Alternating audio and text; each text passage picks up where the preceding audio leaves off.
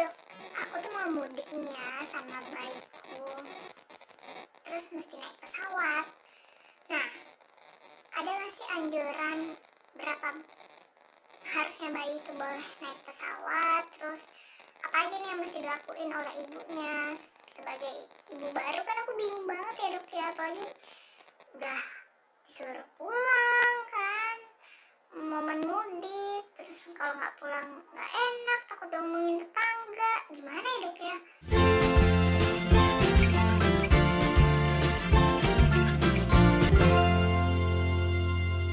Halo, jumpa lagi di Kamis Medis dengan saya Dr. Nadia. Kita akan bahas medis di hari Kamis. Nah, di Kamis Medis spesial Ramadan ini, saya mau ngajak teman-teman untuk belajar sama-sama nih, apa sih yang mesti kita lakuin untuk bawa bayi bepergian dengan pesawat? Ada nggak sih batas usianya? Oke, simak terus video ini sampai habis.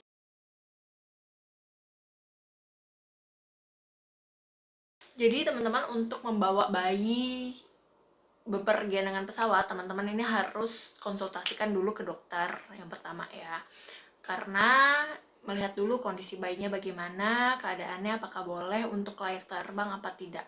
Sebaiknya teman-teman minta surat izin untuk terbang nih, jadi sampaikan ke dokternya bahwa saya mau mudik dok, misalnya dengan pesawat, jadi biar nanti dokternya akan menyiapkan surat rekomendasi untuk terbang. Nah, untuk teman-teman juga perlu cek nih maskapainya yang akan teman-teman gunakan, karena beda maskapai itu beda kebijakan teman-teman.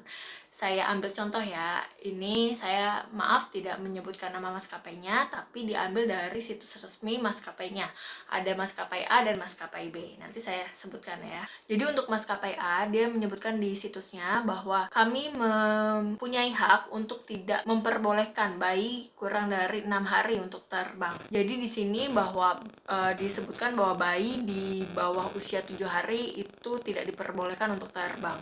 Sedangkan bayi prematur itu ditangani sebagai medical cases dan juga ditangani sebagai orang yang berkebutuhan khusus nih. Jadi kalau misalnya membawa bayi di maskapai A itu dipastikan bahwa bayi ini tidak bepergian sendiri. Loh, kok kayaknya serem ya.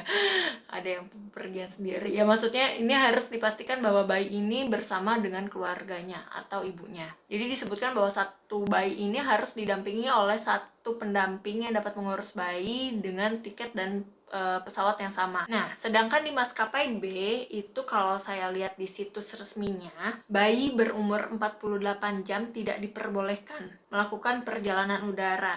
Kalau yang maskapai A tadi dia di bawah 6 hari itu nggak boleh. Kalau yang maskapai B ini bayi berumur di bawah 7 hari itu masih diperbolehkan, tapi membutuhkan izin medis dari dokter. Jadi ada surat dari dokternya. Dan bayi untuk usia 7 hari sampai 2 tahun itu diperbolehkan tanpa harus izin medis. Tapi saya sih menganjurkan tetap teman-teman untuk konsul ya. Nah, dari dua maskapai tadi kita bisa lihat bahwa sebetulnya beda maskapai itu beda kebijakan. Jadi sebaiknya teman-teman setelah konsul ke dokter, teman-teman lihat ke maskapainya di situsnya. Jadi nanti teman-teman searching aja gimana sih bawa bayi untuk maskapai itu, kebijakannya apa. Jadi biar teman-teman bisa antisipasi dan bisa siapin nih apa aja yang perlu disiapin. Nah, sekarang tipsnya, kalau teman-teman sudah konsul ke dokter, sudah lihat di maskapainya sudah diperbolehkan, ini adalah beberapa tips membawa bayi bepergian dengan pesawat.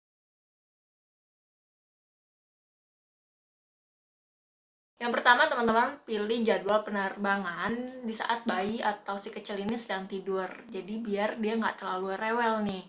Jadi kan biasanya teman-teman udah tahu nih jadwal tidurnya kapan, teman-teman bisa pilih di jam tidur itu waktu bepergiannya. Yang kedua, bisa teman-teman pesan tempat duduk gitu jika memungkinkan ya untuk si kecil, baik itu untuk bayi atau anak. Jadi coba tanyakan ke maskapainya apakah perlu saya memesan tempat tidur khusus atau tempat duduk khusus gitu. Yang ketiga, pakaikan bayi ini pakaian yang nyaman. Misalnya kan kalau di pesawat itu biasanya dingin ya, jadi teman-teman juga boleh pakaikan jaket. Yang keempat, letakkan perlengkapan bayi nih yang teman-teman perlu akses saat bepergian di dalam pesawat ini di kabin. Jadi jangan dimasukin ke bagasi. Misalnya apa? Popok, terus tisu basah misalnya gitu, atau selimut, atau baju ganti. Nah, itu perlu ditaruh di tas khusus, terus ditaruh di kabin.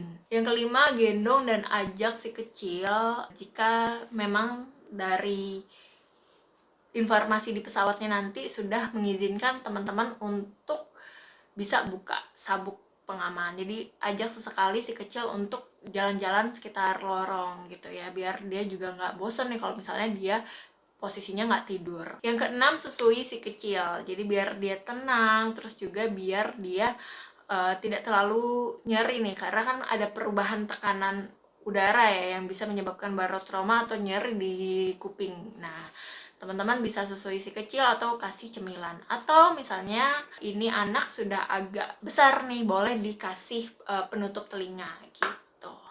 Oke teman-teman, semoga info ini bermanfaat. Sampai jumpa di Kamis Medis selanjutnya. Dadah! Assalamualaikum!